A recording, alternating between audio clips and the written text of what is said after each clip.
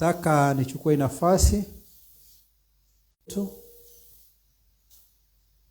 wale ambao tuko pamoja katika jengo, wale ambao tuko nao moja kwa moja katika mtandao wa Facebook, wale ambao wanatusikia kupitia kwa vipasa sauti, tunawakaribisha katika jina la Yesu Kristo, na tunaomba ya kwamba muandamane pamoja nasi mpaka tutakapokamilisha mafunzo yetu ya siku ya leo. Wakati uliopita tuliweza kufikisha mstari wa 3 katika sura ya 7 waraka kwa Waebrania, tulipoona maelezo kuhusu Melchizedeki,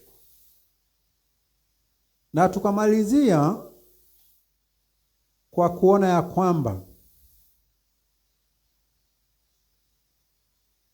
aliumbwa kwa mfano wa mwana wa Mungu.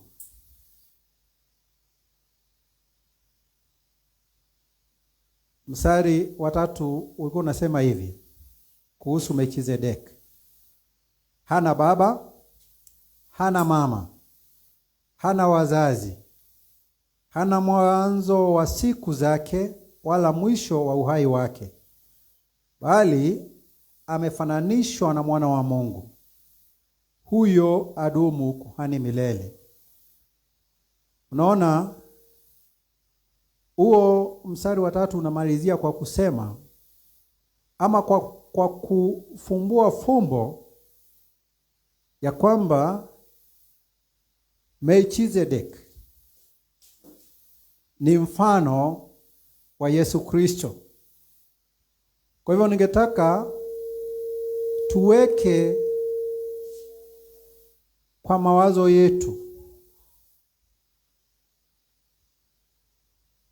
ya kwamba tutakapokuwa tukipata ili neno Melchizedeki, tujue tunaelezewa kuhusu Yesu Kristo. Na sasa tutasoma kuanzia mstari wa 4 hadi mstari wa 10. Nisome nikifululiza kisha niweze kuelezea. Na hii mistari yote inaongea kuhusu ukuu wa Melchizedeki ama ukuu wake Yesu Kristo. Nafikiri ni vizuri kusema hivyo ndio tuweze kuelewa. Na nitasoma. Basi angalieni jinsi mtu huyo alivyokuwa mkuu, yani Melchizedeki, ambaye Ibrahimu baba yetu mkuu alimpa sehemu ya 10 ya nyara. Na katika wana wa Lewi nao wale waupatao kuhani wana amri kutoa sehemu ya 10 kwa watu wao, yaani ndugu zao, kwa agizo la sheria, ijapokuwa wametoka katika viuno vya Ibrahimu. Bali yeye ambaye uzazi wake haukuhesabiwa kuwa umetoka kwa hao, alitoa sehemu ya 10 kwa Ibrahimu, akambariki yeye aliye na ile ahadi. Wala haikanushiki kabisa kwamba mdogo hubarikiwa na mkubwa. Na hapa wanadamu wapatikanao na kufa hutoa sehemu ya 10, huko yeye ashuhudiaye kwamba yu hai. Tena yaweza kusemwa ya kuwa kwa njia ya Ibrahimu hata Lawi apokeaye sehemu ya 10 alitoa sehemu ya 10, kwa maana alikuwa katika viuno vya baba yake hapo Melkizedeki alipokutana naye. Bwana Yesu asifiwe. Hiyo mistari inaelezea ukuu wa Melkizedeki ambaye ni mfano wa Yesu Kristo, ama ambaye ni Yesu Kristo. Hapa tukielezwa kuhusu Melkizedeki tunaambiwa kuhusu Yesu Kristo. Na hiyo mistari mitatu hiyo mistari ambayo tumesoma inaonyesha ukuu wa Melkizedeki kama Yesu kuliko Abrahamu, na ukuu wa Melkizedeki ama Yesu kuliko Lawi, ambalo ni kabila lililokuwa likitoa makuhani. Sababu ukiona mstari wa 4 unaanza kwa kusema hivi: ati basi angalieni jinsi mtu huyo, yani Melkizedeki, alivyo mkuu. Biblia ikishatuambia hivyo, sasa kuanzia hapo inaendelea kutuelezea ni kwa nini huyu mtu ni mkuu hivyo, na pia tunaonyeshwa ni mkuu kuliko nani. Huo mstari ukiendelea nasema hivi: ambaye Abrahamu baba yetu mkuu.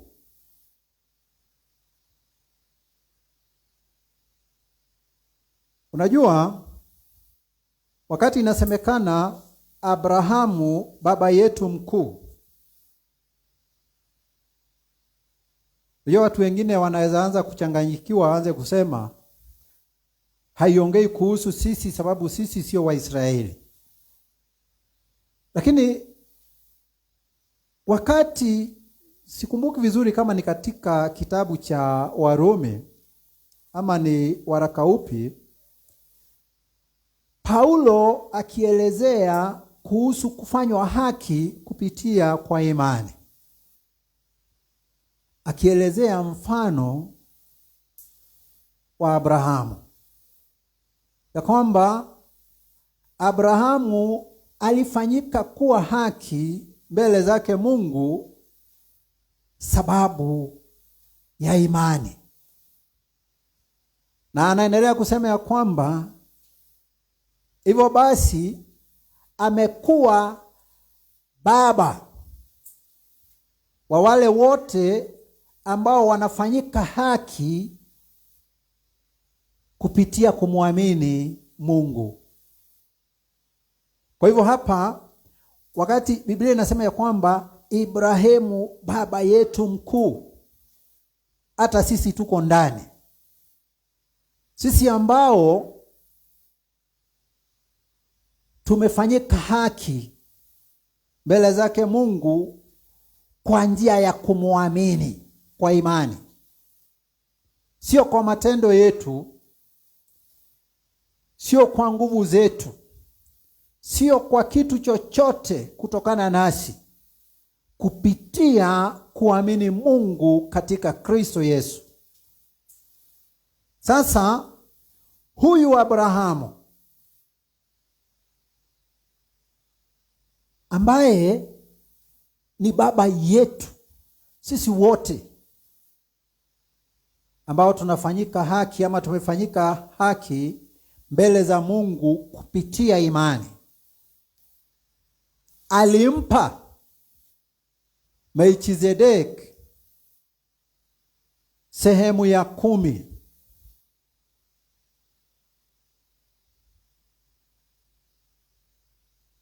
ama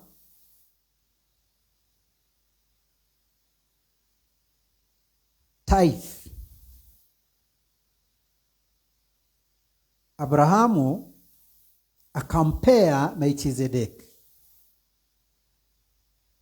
Na inaendelea kusema hivi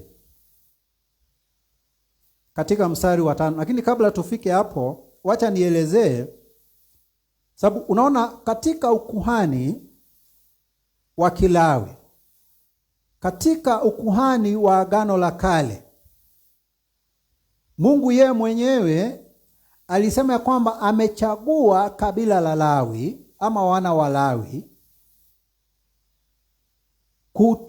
kuhudumu katika madhabahu yake. Na sana sana ukuhani ama kuhani walikuwa na jukumu ya kuchukua vitu ambavyo Waisraeli walikuwa wanatoa dhabihu kwake Mungu na kuifanya hiyo dhabihu kwa niaba ya Waisraeli.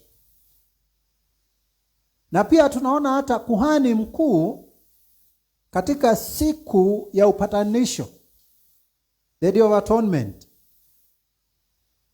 alikuwa anaingia pale patakatifu pa patakatifu mara moja kwa mwaka, ambapo utukufu wa Mungu ulikuwa unaonekana juu ya kiti cha rehema ama kifuniko cha sanduku la agano.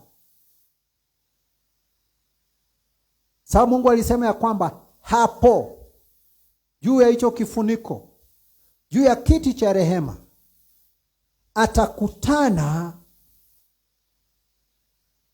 ama utukufu wake utakuwa mahali pale, na ataongea na watu wake kupitia kwa kuhani mkuu. Atakuwa na ushirika nao kupitia kwa kuhani mkuu. Kwa hivyo nataka kusema ama kuonyesha ya kwamba Walawi miongoni mwa Waisraeli wenzao walikuwa wanachukuliwa wakiwa wa hadhi ya juu kuliko Waisraeli wengine, sababu walikuwa wamechaguliwa naye Mungu kuhudumu katika madhabahu yake. Sasa unaona huu mstari wa 5 unasema hivi: na katika wana wa Lawi nao waupatao ukuhani wana amri kutoa sehemu ya 10 kwa watu wao, yaani ndugu zao, kwa agizo la sheria, ijapokuwa wametoka katika viuno vya Abrahamu ama Ibrahimu. Sasa sijui kama unaona hiyo picha. Lawi alikuwa mwana wa Yakobo, naye Yakobo alikuwa mwana wa Isaka, naye Isaka alikuwa mwana wa Abrahamu. Na tukisoma hapo chini tutafika tuone ya kwamba Biblia inasema kwamba bila shaka yule ambaye ni mkubwa anabariki mdogo. Kwa hivyo ukisoma katika Mwanzo utaona Abrahamu akimbariki Isaka. Utaona Isaka akibariki Yakobo. Na Yakobo naye utamuona akibariki wanawe. Lawi akiwa mmoja wao. Kwa hivyo ni kama kusema hivi: Lawi ambaye babake ni Isaka, akilinganishwa na Isaka sio mkuu kama yeye. Yaani Isaka Yakobo ni mkuu kuliko Lawi mwanawe. Naye Isaka ni mkuu kuliko Yakobo mwanawe. Naye Abrahamu ni mkuu kuliko Isaka mwanawe. Alafu sasa tunaona Abrahamu ambaye ni mkuu kuliko hawa anatoa fungu la 10, anampea Melkizedeki ambaye ni mfano wa Yesu ama Yesu. Hivyo basi huo mstari wa 5 pia unatuonyesha ukuu wa Melkizedeki ama Yesu ambaye ni kuhani wetu katika ukuhani wa Agano Jipya. Ukuu wa Yesu Kristo kuliko Abrahamu, kuliko Isaka, kuliko Yakobo na pia kuliko Lawi ama makuhani wa Agano la Kale. Alafu pia katika huo mstari wa 5 ningetaka kusisitiza, sababu fungu la 10 ni mojawapo ya kanuni za Agano la Kale ambalo matapeli, wakora na wafanyi biashara na watu ambao ni wazembe, hawataka kufanya kazi, wanataka kutegemea watu wengine, hiyo ndio wanatumia sana kupokea pesa na mali kutoka kwa watu. Lakini tunaona hapa Biblia inasema nini? Wale watu ambao waliruhusiwa kupitia kwa sheria ya kwamba wachukue fungu la 10 ama sehemu ya 10 ya mapato ya wenzao ni wana wa Lawi, the Levites. Kwa hivyo wewe kama sio Mlawi haufai kuitisha watu fungu la 10 na matoleo aina yoyote kwa sheria. Kando na kuwa wewe sio mwana wa Lawi ama kuhani wa Agano la Kale, Agano la Kale haliko tena. Yaani ukuhani wa Agano la Kale hauko tena. Tuko katika ukuhani wa Agano Jipya, ukuhani wa Melkizedeki, ukuhani ambaye kuhani mkuu wetu ni Yesu Kristo, ambaye itoa dhabihu mara moja na ya kutosha kwa watu wote. Hivyo basi hakuna dhabihu ingine inatakikana. Kwa hivyo wacha kudanganywa na uache kudanganya watu kwa kushikilia sheria wakati unataka kuwanyang'anya. Na wewe usikubali kunyang'anywa na kudanganywa kupitia kwa mambo ambayo yamepitwa na wakati. Mambo ya kuambua sijui leta dhabihu hii, sijui leta dhabihu hii, hiyo ni kinyume na Agano Jipya, sababu dhabihu ilitolewa mara moja na ya kutosha kwa watu wote na kwa mambo yote. Hivyo basi hakuna dhabihu ingine inayotakikana. Na naomba Mungu aweze kukomboa watu kutokana kwa utumwa wa dhabihu na madhabahu na fungu la 10 na malimbuko, mazao ya kwanza na matoleo yote ambayo yako katika Agano la Kale. Na sijasema ni vibaya kutoa, Na nilisema Jumapili nyingine hapa, Yesu hakuambia watu wasitoe haya matoleo, lakini aliwaambia kwanza waangalie mambo yaliyo muhimu zaidi ya sheria, mambo yaliyo muhimu zaidi, mambo ya imani kwa Mungu, mambo ya maadili na mambo ya rehema. Na pia Paulo akakuja akaelezea mahali pengine, kasema hatufai kutoa kwa sheria. Kila mtu anafaa kutoa jinsi ambavyo ameamua, amekusudia yeye mwenyewe, bila kusulutishwa ama kusukumwa. Na akasema ya kwamba Mungu anapenda ama anafurahishwa na mtu ambaye anatoa kwa moyo ambao umefurahia. Kwa hivyo watu ambao waliagizwa kupitia kwa sheria na Mungu ya kwamba wachukue fungu la 10 kutoka kwa wenzao, ni watenda kazi katika madhabahu ya Agano la Kale. Na sasa tuko katika ukuhani mwingine wa Agano Jipya, ambalo kuhani wetu mkuu ni Yesu Kristo. Sasa katika mstari wa 6 tunaendelea kuelezewa kuhusu ukuu wa Melkizedeki ama Yesu Kristo. Inaendelea kusema hivi: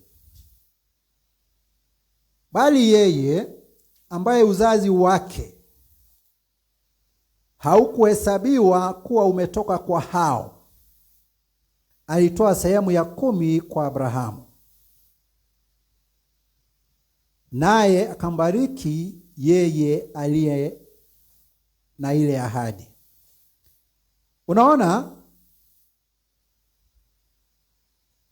kama unaweza kumbuka, tukiongea kuhusu maelezo kumhusu Melkizedeki,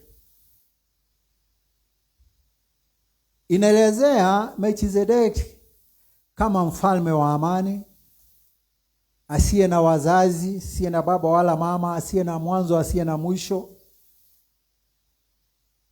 Kwa hivyo Melkizedeki katika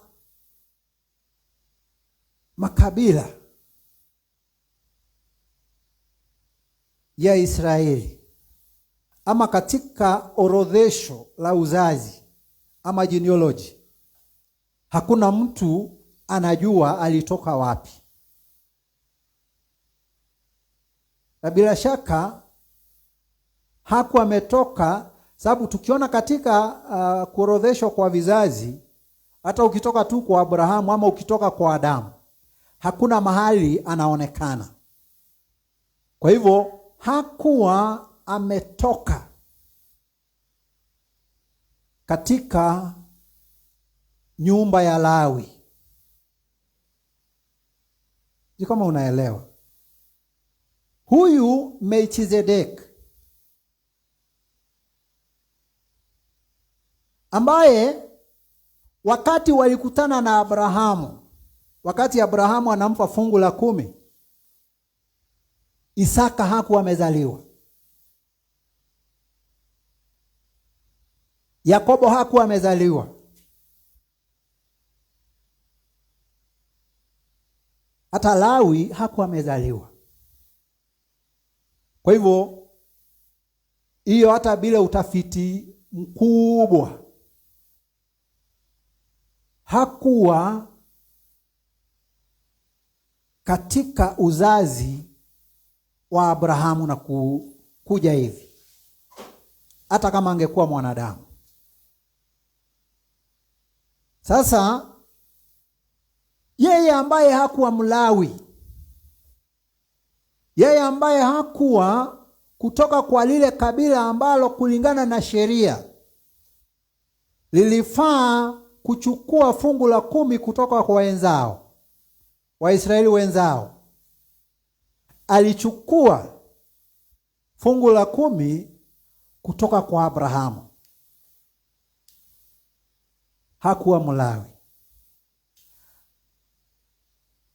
Na uangalie Yesu ambaye ni kuhani wetu mkuu wa ukuhani wa mfano wa Melkizedeki. Hakutoka kwa kabila la Lawi. Yaani ukiangalia katika Injili ya Mathayo, kuna injili mbili ambazo zimeorodhesha uzazi ama vizazi vya Maria na Yusufu ambao walikuwa wazazi wa Yesu, ama ambao Mungu alitumia hiyo njia kuja hapa ulimwenguni. Utaona inarudi nyuma mpaka kwa kabila la Yuda.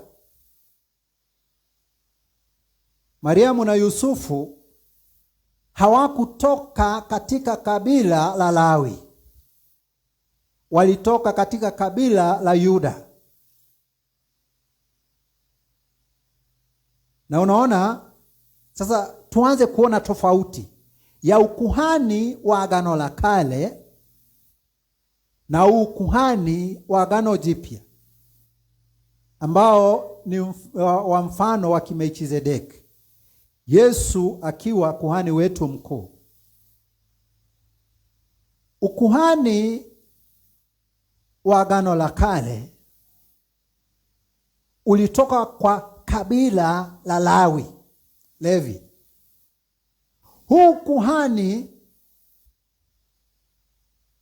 ambao tuko katika wakati huu, ukuhani wa Agano Jipya, ukirudi ukifuatilia orodhesho la vizazi vya wazazi wa Yesu Kristo, inakurudisha mpaka kwa kabila la Yuda.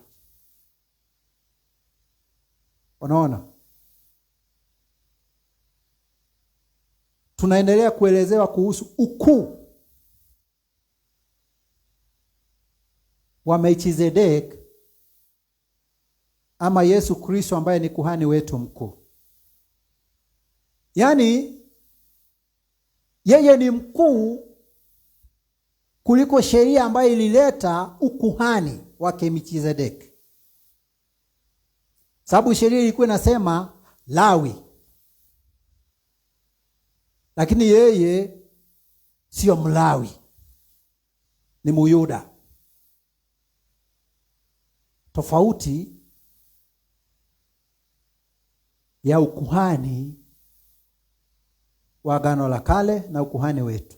Na pia ukiangalia ukuhani wa Melkizedeki kama Yesu Kristo unatangulia ukuhani wa Lawi. Sababu huyu Melkizedeki alikuwa kuhani hata kabla ya babu yake Lawi kuzaliwa, ambaye ni Isaka. Kwa hivyo ukuhani umetangulia ukuhani wa Kilawi ama Kiaroni. Huyu Melkizedeki ambaye ni mfano wa Yesu Kristo alimtangulia, alikuja kabla ya Lawi. Hata alikuja kabla ya Abrahamu mwenyewe. Sababu nakumbuka tukifunzwa hapa na mchungaji Isaac, wakati Yesu alikuwa na bishana, lakini hata sio kubishana, ni kuelimisha na kukemea unafiki wa viongozi wa kidini wa wakati wake. Akiwaambia kabla ya Abrahamu kuwa, yeye alikuwa. Yesu kwa mdomo wake yeye mwenyewe akasema kabla ya Abrahamu kuwa, yeye alikuwa. So naona ukuhani wa Melkizedeki ukuhani wa Yesu Kristo umetangulia ukuhani wa Kilawi. Huyo Melkizedeki ametangulia sheria ambayo ilikuja kuweka ukuhani wa Kilawi. Sababu Melkizedeki tunamuona katika kitabu cha Mwanzo, na sheria na ukuhani inakuja katika kitabu cha Kutoka. Kwa hivyo huyu Melkizedeki ni mkuu. Huyu mfano wa Yesu, huyu Yesu Kristo ni mkuu kuliko Abrahamu, ni mkuu kuliko ukuhani wa Kilawi, ni mkuu kuliko Lawi, ni mkuu hata kuliko Aroni. Alafu hapo katika mwisho wa mstari wa 6 Biblia inasema alitoa sehemu ya 10 kwa Abrahamu, akambariki yeye aliye na ile ahadi. Tukiendelea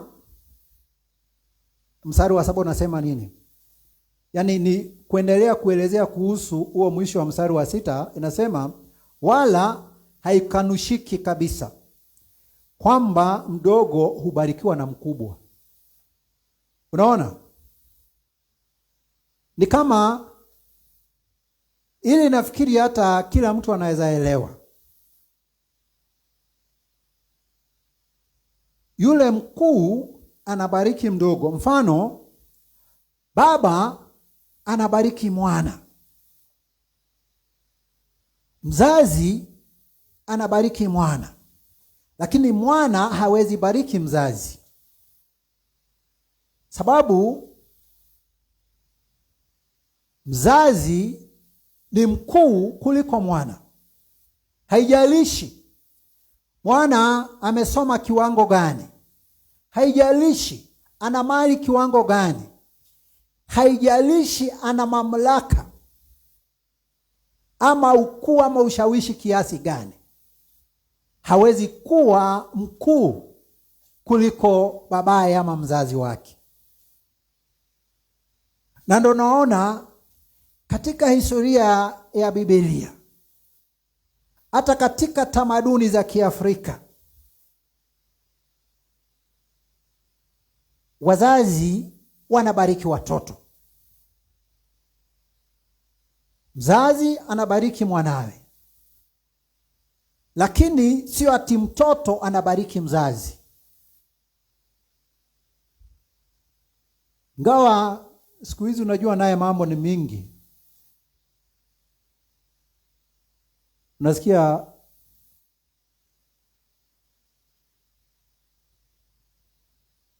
ati watu wamekusanyika mahali mzazi anaitwa abarikiwe na mtoto. Hiyo ni kinyume na mpangilio wa Mungu. Na wakati nasema kuhusu kubariki, ninasema kutangaza ama kuachilia maneno ya kibali ama nia njema kwa mtu. Hiyo mzazi peke yake ndiye anaweza fanya kwa mtoto. Mtoto hawezi fanya kwa mzazi. Na ndio tunaambiwa, Biblia inasema ya kwamba bila mabishano yoyote, aliye mkuu ama mdogo hubarikiwa na mkubwa.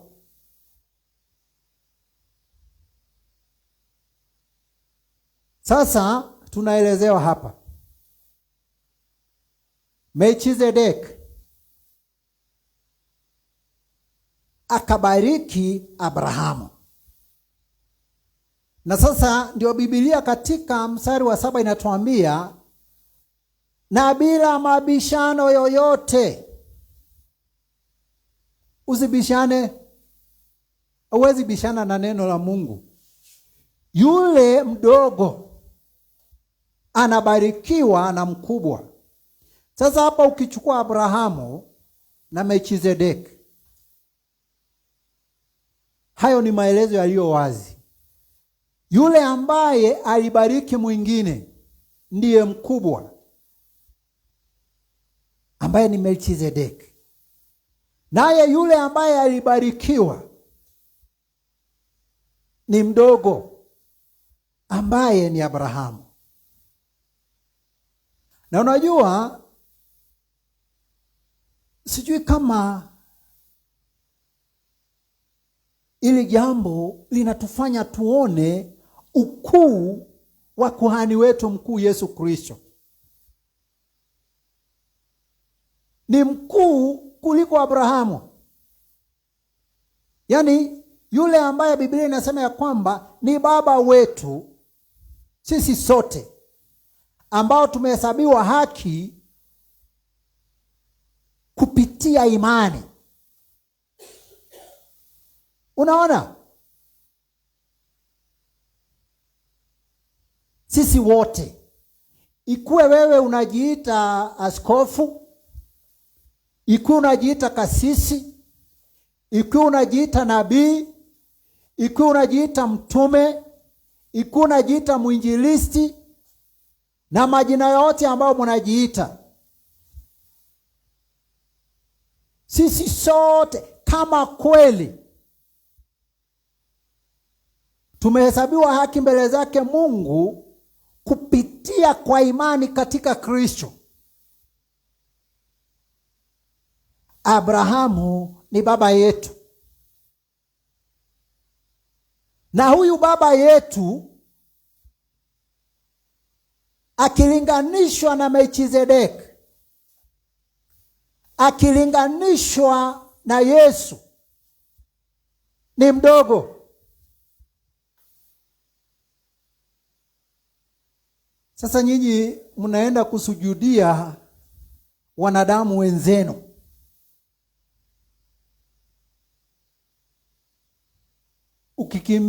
Ukitembea sijui ni mwendo gani kwa magoti ukienda mbele zake kuomba msamaha. Wewe haujielewi. Kuhusiana na ukuu wa Yesu Kristo hauna habari. Hakuna mwanadamu yeyote ambaye amewahi ishi tangu ulimwengu ama tangu wakati wa Adamu na Hawa kuja hivi mpaka mwisho. Hakuna ambaye amewahi kuwa mkuu kama Yesu Kristo. Hakuna atakaye kuwa mkuu kama Yesu Kristo. Huo ndio ukuu wa kuhani wetu mkuu katika hili Agano Jipya. Na unajua watu, sababu ya kutoelewa ukuu wa Yesu Kristo,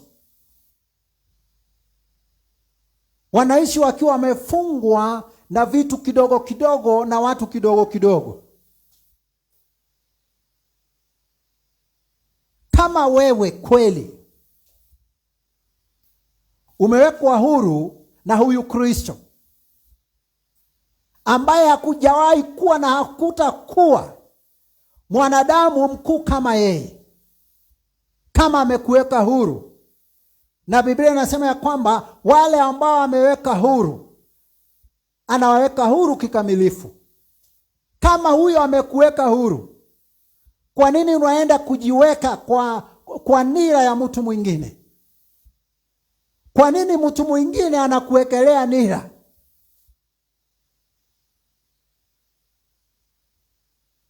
Kama huyu aliye mkuu amekuweka huru kweli, ni nani mwingine atakufunga? Utakuwa mtumwa wa nani mwingine kama kweli umewekwa huru na yeye aliye mkuu kuliko wote? Nataka niseme ya kwamba Kama wewe ni mfungwa wa dini, kama wewe ni mfungwa wa dhehebu, kama wewe ni mfungwa wa mtu binafsi, haumjui Kristo, haujawekwa huru na Kristo, haujakutana na Kristo. Sababu kama yule aliye mkuu zaidi amekuweka huru, nani mwingine atakufunga? Na tunaona wachana hata na hizi sheria watu wanakuja kujiwekea. Hata sheria ya Mungu ambaye kupitia kwake ukuhani wa Kilawi uliwekwa, ameitangulia. Kwa hivyo hata sheria, hata mtu aingie katika Agano la Kale na atafute vipengee vya sheria akiwa na nia na kusudi ya kukufunga, hawezi akakufunga, sababu kuhani wetu mkuu alitangulia hii sheria. Ukuu wa Melkizedeki, ukuu wa Yesu Kristo, ukuu wa kuhani wetu mkuu. So unaona, yeye ambaye alipewa ahadi anabarikiwa na Melkizedeki, kumaanisha Yesu Kristo ni zaidi ya ahadi zote ambazo Abrahamu alikuwa amepewa. Ni mkuu kuliko kila kitu. Inaendelea kusema katika mstari wa 8. Sasa tunaendelea kuonyeshwa ukuu wa huyu kuhani wetu mkuu. Inasema hivi: na hapa wanadamu wapatikanao na kufa hutoa sehemu ya 10. Ningetaka tuelewe hapa, inaongea kuhusu, Biblia inaongea kuhusu ukuhani wa Kilawi ambao uliwekwa na sheria. Hawa makuhani ambao ulikuwa nafika wakati kuhani mkuu anakufa, anaondoka na mwingine anaingia, walikuwa wanachukua fungu la 10 kutoka kwa wenzao wa Israeli. Hapa hili lisikupite, ya kwamba kuhani wakuu katika Agano la Kale, makuhani wa Kilawi, walikuwa na hudumu kwa muda, wanakufa, wanaondoka, wengine wanaingia. Hakuna kuhani ambaye alidumu milele katika Agano la Kale. Haya, hiyo sehemu ya pili ya mstari wa 8 inasema, bali huko yeye ashuhudiwaye kwamba yu hai. Sasa inaeleza hivi hapa, katika ukuhani wa Kilawi, katika ukuhani wa sheria, makuhani ambao walikuwa na kufa walikuwa wanachukua fungu la 10 kutoka kwa wenzao. Lakini pale mwanzo, nafikiri Mwanzo 18, Mwanzo sura ya 14 mstari wa 18 kuendelea, tunaona ya kwamba huu Melkizedeki ambaye inashuhudiwa kuwa anaishi milele alichukua fungu la 10. Unaona utofauti ya kwamba makuhani wa Agano la Kale, Makuhani wa Kilawi walikuwa na hudumu kwa muda, wanakufa. Lakini huyu kuhani mkuu, huyu Melkizedeki, huyu Yesu Kristo, kuhani mkuu wa Agano Jipya, anadumu milele. Hebu tusome katika sura ya 6 katika kitabu tu ama huu waraka wa Waebrania, tuone ikiongea kuhusu kuishi milele kwa Melkizedeki. Waebrania sura ya 6 mstari wa 20 inasema hivi: alimoingia Yesu kwa ajili yetu, mtangulizi wetu, amekuwa kuhani mkuu hata milele kwa mfano wa Melkizedeki. Umeona? Makuhani wa Agano la Kale, makuhani wa Kilawi, walikuwa na hudumu kwa muda, wakikufa wanaondoka. Wakati wao wa kufa ukifika wanaondoka. Lakini huyu kuhani wetu mkuu Melkizedeki amekuwa kuhani mkuu hata milele kwa mfano wa Melkizedeki. Unaona ukuu wa Melkizedeki, ukuu wa Yesu Kristo, ukilinganisha na makuhani wa Agano la Kale, ukilinganisha na makuhani wa Kilawi. Yeye ni kuhani milele na milele. Umeona? Unajua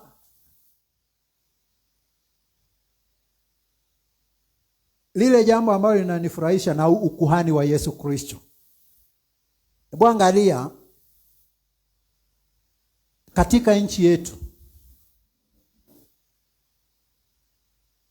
katika pengine ofisi ya mwakilishi wa wadi ama ya gavana ama ya mjumbe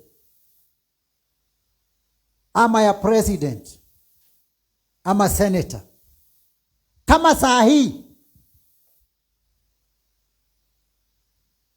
watu wengi ambao wanafanya kazi chini ya hao watu wameanza kuwa na wasiwasi. Atarudi? Hatarudi? Asiporudi nitafanya nini?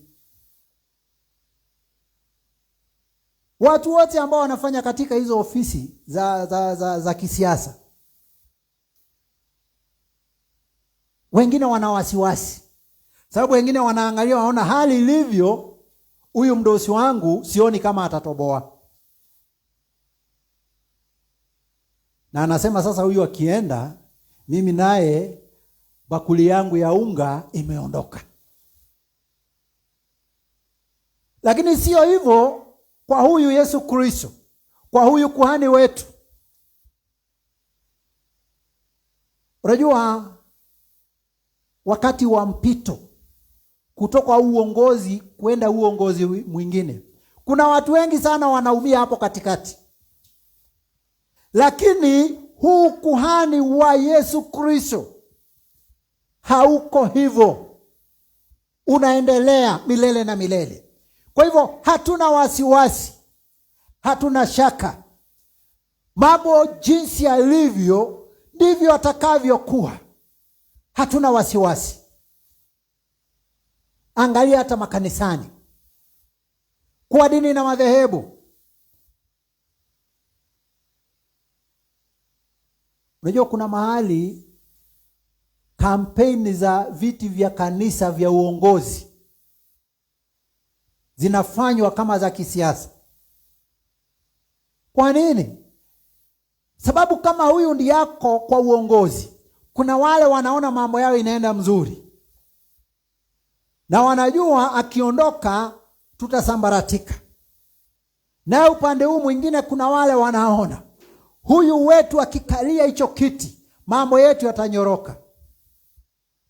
Lakini sio hivyo kuhusiana na ukuhani wetu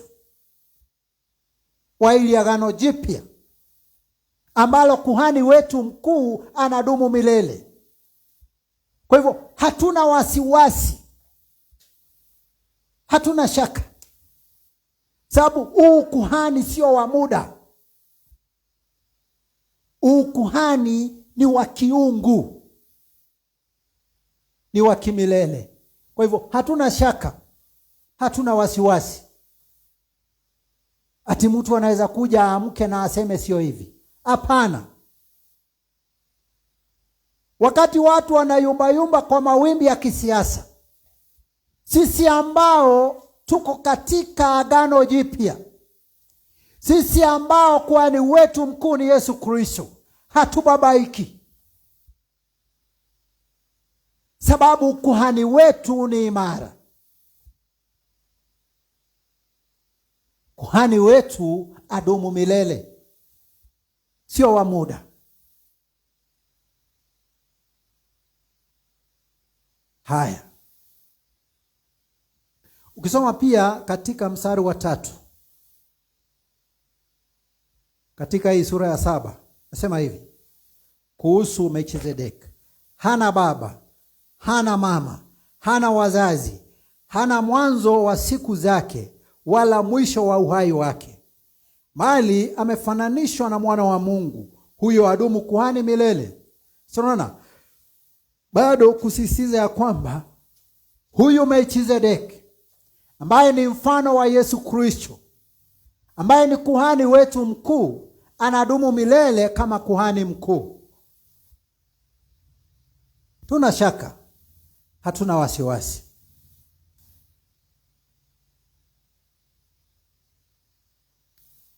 Haya, mstari wa 9.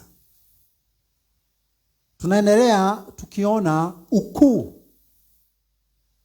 wa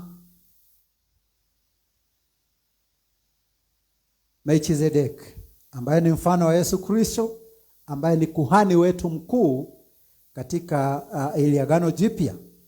Nasema hivi mstari wa 9: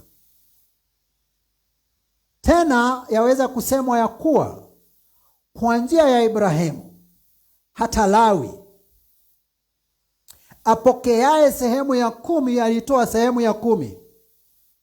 Mstari wa 10: kwa maana alikuwa katika viuno vya baba yake hapo Melkizedeki alipokutana naye. Hebu angalia, nimesema hapa ya kwamba wakati Abrahamu alikuwa anakutana na Melkizedeki, wakati alikuwa anampea sehemu ya 10 ya nyara yake, ama ya ile vitu vyote ambavyo alitoa kutoka kwa wale watu ambao walikuwa wameshika Lutu mateka, Isaka hakuwa amezaliwa, Yakobo hakuwa amezaliwa, Lawi hakuwa amezaliwa.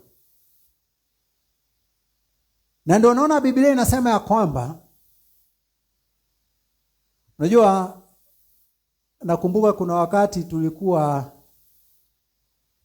tunataniwa, hivi kama ni kukejeliwa ama ni kuchokozwa, kiwa tu sasa vijana ambao tumetahiriwa, tumekuwa kubwa. Sasa ukienda kwa wale ambao pengine wamekutangulia na miaka kidogo, na pengine mtu wameoa na wako na watoto, unaambiwa wacha huyu akule, ama peeni huyu akule, sababu yeye akikula anakula pamoja na vizazi vyake. Unaona? Sababu wewe uko hivyo, hauna mke, hauna mwana. Sasa unaambiwa wacha huyu akule, sababu anakula na vizazi vyake. Sasa hapa Abrahamu alipokutana na Melkizedeki, alipokuwa anatoa fungu la 10, mwanawe Isaka alikuwa ndani ya Abrahamu.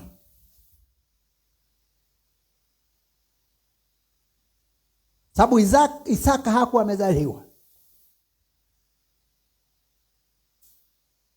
Na tunajua ya kwamba ndio mtoto azaliwe, mwanaume ana mchango wake, baba ana mchango wake, na mama ana mchango wake. Na hiyo michango yote inatoka ndani. Sasa ndio Biblia inasema ya kwamba wakati Abrahamu alikuwa anatoa fungu la 10, sababu Isaka hakuwa amezaliwa, alikuwa ndani ya Abrahamu. Haya. Na sababu Isaka hakuwa amezaliwa, hata Yakobo ambaye alikuja kuzaliwa na Isaka bado alikuwa ndani ya Abrahamu.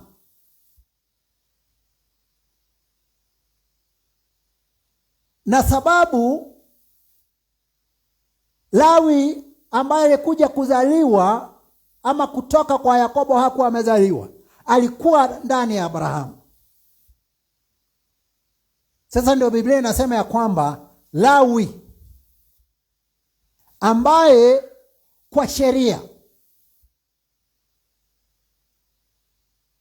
alikuwa nafaa kuchukua fungu la 10 kutoka kwa Waisraeli wenzake, akiwa ndani ya Abrahamu akatolewa fungu la 10 na Abrahamu. Hebu angalia ukuu wa huyu kuhani wetu mkuu. Yaani yule ambaye Mungu amesema kwa sheria, sababu sheria ya Musa alipewa naye Mungu.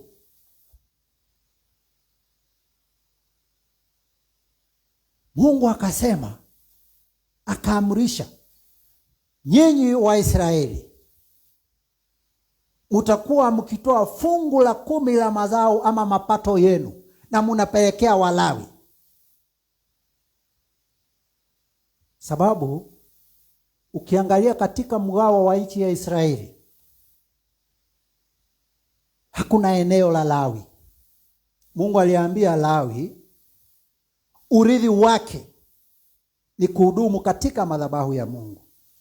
Na ndio sababu akasema matoleo yao yakitolewa kwa sheria, ili hawa watu ambao hawakuwa na mashamba, hawakuwa na kazi nyingine, wasione ugumu wakati wanamhudumia Mungu. Unaona? Sasa huyo, na saa hii hakuna ukuhani wa Kilawi. Hakuna. Wewe enda fanya kazi. Hata Paulo kuna mahali amesema mtu ambaye afanyi kazi na asile, anyimwe chakula akufe. Wewe unaambia watu wewe ni full time minister, na uko na washirika 20. Wacha kuwa kupe, enda fanya kazi.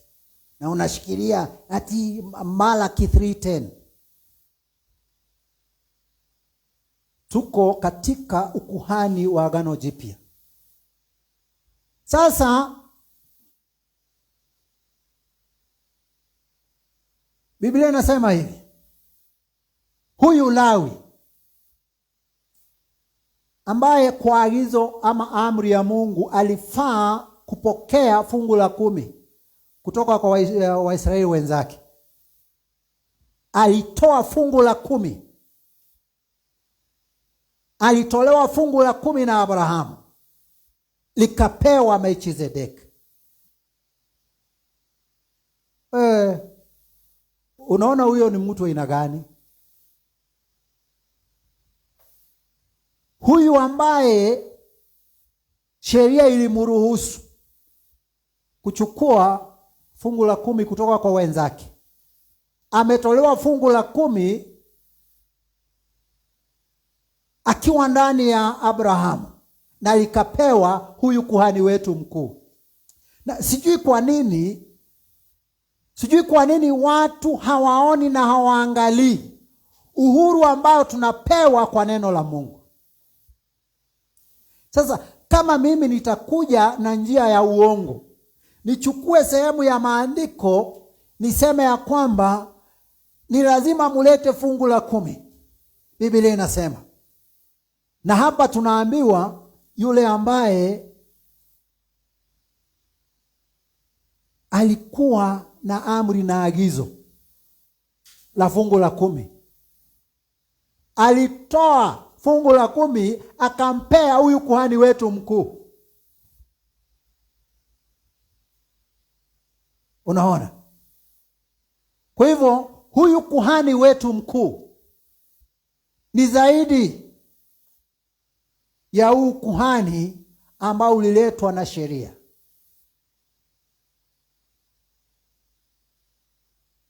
Yaani Lawi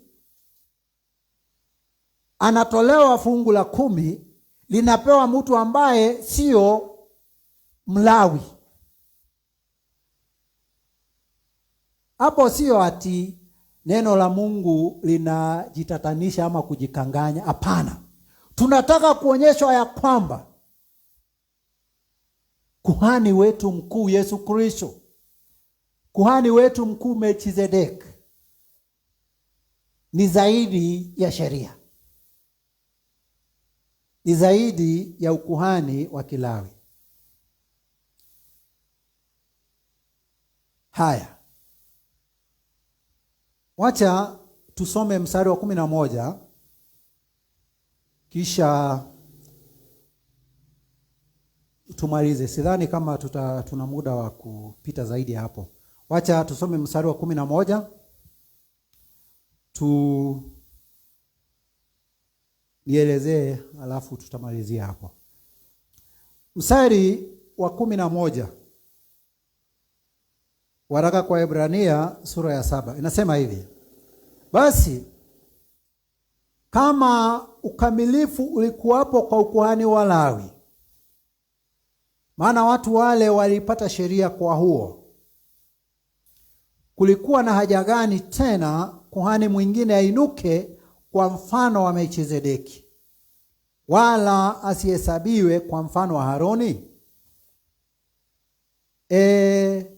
Hilo swali ama huo mstari wa 11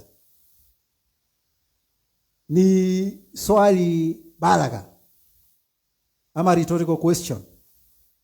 Na nakumbuka sio mara moja hapa nimeongea kuhusu haya maswali balagha. Sana sana hilo swali linaulizwa kwa sababu mbili. Ama kuna mambo mawili kuhusu haya maswali ama swali rhetorical. Sio kwa Biblia peke yake, hata katika maandishi mengine ama sanaa zingine. Jambo moja kuhusu hayo maswali balagha kama rhetorical ya kwamba jibu kuhusu hilo swali inakuanga rahisi na ni wazi. Jambo moja. Jambo la pili, hilo swali linaulizwa kusisitiza kuhusiana na jambo lililoko katika hilo swali. Na pia kuhusu hilo swali balagha, ni jambo la kustaajabisha sana iwapo mtu hajui jibu la hilo swali balagha. Sababu si tumeona kwamba jibu lake ni rahisi na liko wazi. Sasa katika hili swali ambalo limeulizwa, hebu tusome huo mstari wa 11 kwa utaratibu. Nasema hivi. Sikia swali. Kama ukamilifu ulikuwapo kwa ukuhani wa Lawi, maana watu wale walipata sheria kwa huo, kulikuwa na haja gani tena ya kuhani mwingine ainuke kwa mfano wa Melkizedeki, wala asihesabiwe kwa mfano wa Haroni? Swali la kwanza.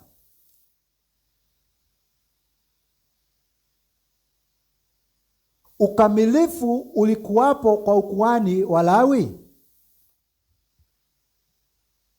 Ama watu walipata kuwa wakamilifu kwa ukuhani wa Lawi? Jibu ni la.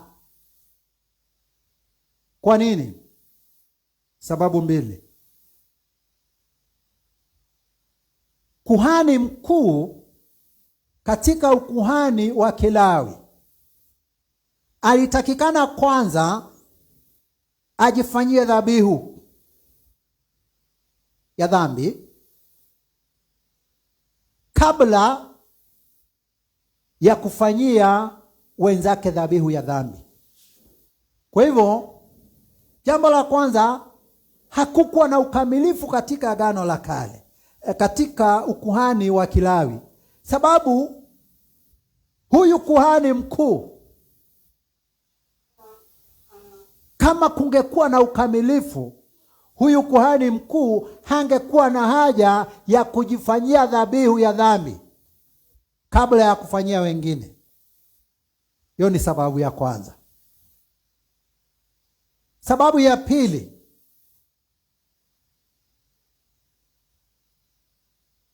kuonyesha kwamba ukuhani wa Lawi haukuwa na ukamilifu. Kila mwaka, hata sio kila mwaka, sababu siku ya upatanisho ama the Day of Atonement ilikuanga mara moja kwa mwaka, lakini dhabihu za dhambi zingine zilikuwa zinatolewa kila wakati. Kwa hivyo, kama kungekuwa na ukamilifu unaotokana na ukuhani wa Kilawi, dhabihu za dhambi hazingekuwa zinatolewa kila siku ama kila wakati. Ukuhani wa Kilawi haukuleta ukamilifu. Alafu pia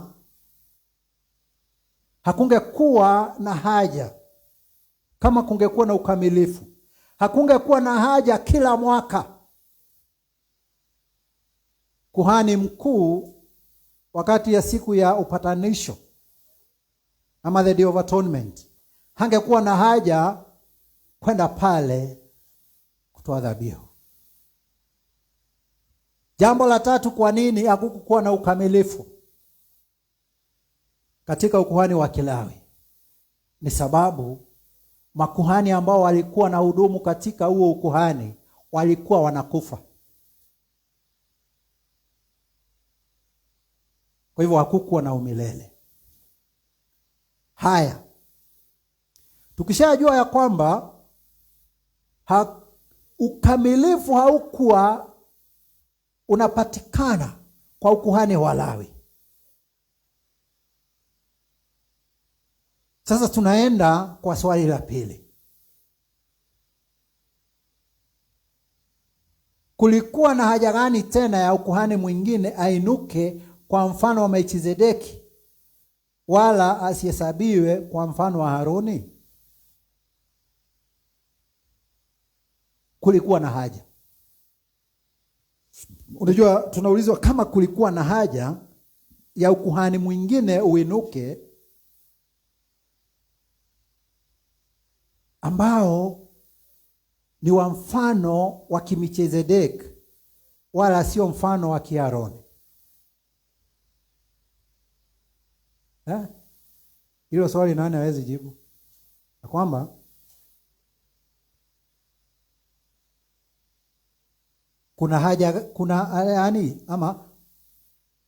kulikuwa na haja gani tena ya kuhani mwingine ainuke kwa mfano wa Melkizedeki, wala asihesabiwe kwa mfano wa Haruni? Yaani, kulikuwa na haja gani? Ama kulikuwa na haja? Jibu ni ndio. Kwa nini? Sababu ukuhani wa Kilawi ambao ulikuwa mlango wa Kiaroni haukuwa na ukamilifu. Hivyo basi kulikuwa na sababu na kulikuwa na haja, na ndio sababu ukaletwa ukuhani mwingine wa Melkizedeki na sio wa Kilawi ama Kiaroni. Ndio ule ukamilifu ambao haungepatikana katika ukuhani wa Kilawi uweze kupatikana katika ukuhani wa Kimelkizedeki, ambao kuhani wake mkuu ni Yesu Kristo. Nimesema kwa nini? Nimesema mambo matatu kwa nini hakukuwa na ukamilifu katika ukuhani wa Kilawi. Jambo la kwanza nikasema ni kwa sababu kungekuwa na ukamilifu, kuhani mkuu hangehitaji kwanza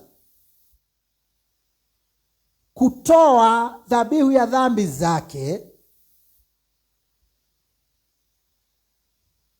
ndio kisha atoe dhabihu kwa niaba ya watu wengine. Kumaanisha kwamba makuhani katika ukuhani wa Kilawi walikuwa bado wako katika ufungwa wa dhambi. Hawakuwa wamekombolewa kutokana na dhambi, na ndio sababu walihitajika kufanya dhabihu ya dhambi kwanza kabla kufanyia dhabihu wengine. Na je, kuhani wetu mkuu, Biblia inasema ya kwamba kuhusu Yesu Kristo, yeye asiyetenda dhambi alifanyika dhambi ili tuweze kuhesabiwa haki. Yaani alichukuliwa kama mwenye dhambi, alipitia hatima ya wenye dhambi ili sisi tuweze kuhesabiwa haki, ili tuweze kutakaswa kutokana na dhambi tukitubu na kumwamini. Ukamilifu kuhusiana na dhambi. Jambo la pili, nimesema ya kwamba hawa makuhani wa Kilawi walikuwa na hudumu kwa muda, wanakufa, wengine wanakuja wanaingia. Lakini tunaona huyu kuhani wetu mkuu Melkizedeki, mfano wa Yesu Kristo, Biblia sio mara moja imesema ya kwamba amekuwa kuhani milele kwa mfano wa Melkizedeki. Jambo la tatu, nimesema ya kwamba hakukuwa na ukamilifu kwa ukuhani wa Kilawi sababu ilitakikana dhabihu za dhambi zifanyike kila wakati. Lakini tunaona Biblia inasema nini kuhusu Yesu Kristo, na tutaiona tukiendelea kusoma hiki kitabu, ya kwamba yeye Yesu Kristo alitolewa dhabihu mara moja na ya kutosha kwa watu wote. Hivyo basi hakuna dhabihu ingine inayotakikana. Kile kitu ambacho kinatakikana ni kujishikanisha, ni kumwamini, ni kujisalimisha kwa huyo ambaye alitolewa dhabihu mara moja na ya kutosha kwa watu wote. Ni kujishikanisha na huyu ambaye anadumu milele kama kuhani. Ni kujishikanisha na huyu ambaye hajatenda dhambi. Kujishikanisha na huyu ambaye ni mwenye haki na mtakatifu kweli. Hakuna dhabihu tunatakana kutoa.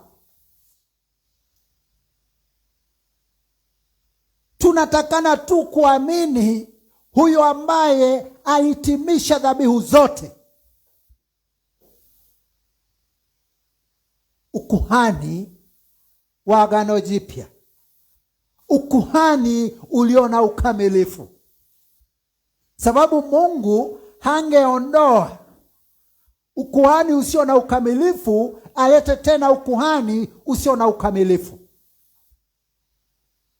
Ukuhani ambao tunahudumu ndani yake, ukuhani ambao umetutakasa, ukuhani ni mkamilifu. Ni mkamilifu. Usikuwe na shaka na usikuwe na wasiwasi.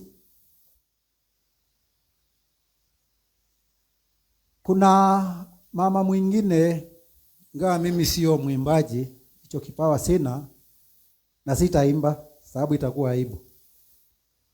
Kuna mama mwanamuziki, nafikiri anaitwa Phyllis Mbuthia. Aliimba wimbo wa Kikuyu, alikuwa anasema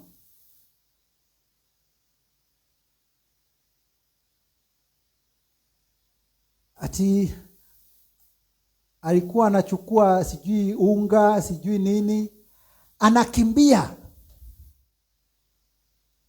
apelekee mchungaji ama mtumishi iwe kama patanisho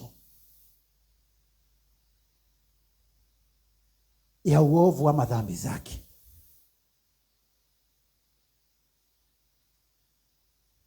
Wacha tu. Alafu anaendelea hapo, anasema mahali ambapo ilikuwa imeandikwa ni deni, ikaandikwa ya kwamba imelipwa. Mahali ambapo alikuwa amehukumiwa, ikaandikwa ya kwamba ako huru. Mtu ambaye hangetoka aende hivi ama hivi sababu ya madeni ya dhabihu na mambo mengine ambayo watu wamefungwa naye, akawekwa huru. Akaambiwa ya kwamba unaweza enda kusini,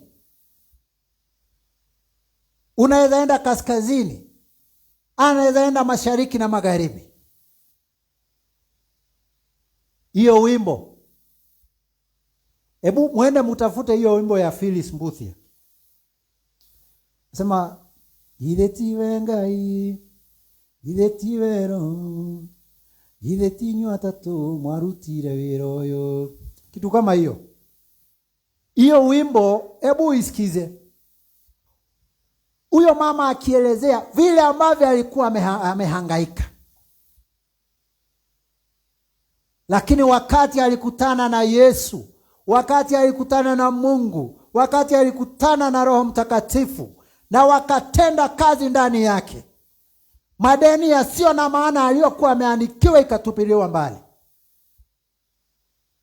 Kifungo ambacho alikuwa amefungwa cha dini, kidhehebu, akaambiwa ako huru. Mtu ambaye hangeweza kutembea sababu ya kutiwa uoga na aibu, akawekwa huru kutembea mahali popote. Unajua kuna mtu kama anaishi hapa, akitoka hapa aende kutembea pengine Kitengela ama Nakuru, hawezi enda kanisa huko. Amefungwa, anaambiwa usiende mahali pengine. Mimi washirika wangu hawaendangi kanisa ingine. Hiyo ni kifungo gani? Kama kweli ni Kristo unahubiriwa, utakatazwaje kwenda kuungana na Wakristo wenzako, wafuasi na waamini wa Kristo wenzako? Na wacha nikimalizia niambie watu, wewe kama unaambia watu kama hawako kwa dini ama dhehebu yenu hawataenda mbinguni, nani alikwambia dhehebu ndio inapeleka watu mbinguni? Nani alikwambia dini ndio itapeleka watu mbinguni? Kuanzia sasa unatakana uwe ukiambia watu hivi: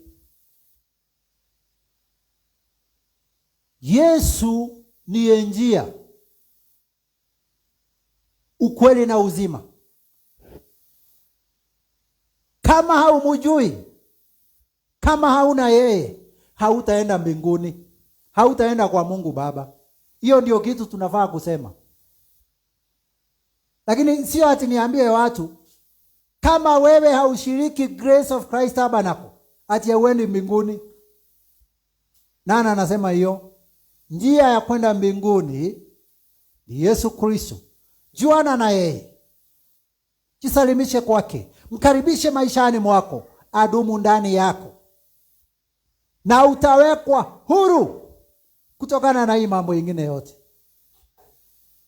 Nashukuru Mungu kwa umbali ambao umetufikisha. Mpaka wakati ujao, jina la Yesu na lisifiwe.